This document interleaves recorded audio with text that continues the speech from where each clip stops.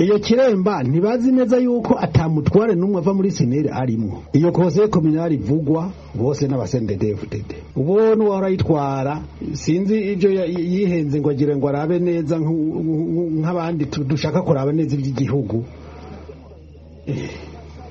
Agasho yarakariye mu nyuma aragenda ubundi munsi yari bari mu nama bamutwara nk'uwivye ibirato baramukura imbere y'abantu n'iki akwanda bikorerwa n'imbonera kure n'abantu batwara umugambwe. Ubu ejo bundi byabaye ngombwa yuko yandika ikete yuko atanze imihoho, mugabo sinibaza ko yatanze imihoho gushaka kwiwe mbere niyo byavuye kugira ngo amafuti abandanye aba amafuti.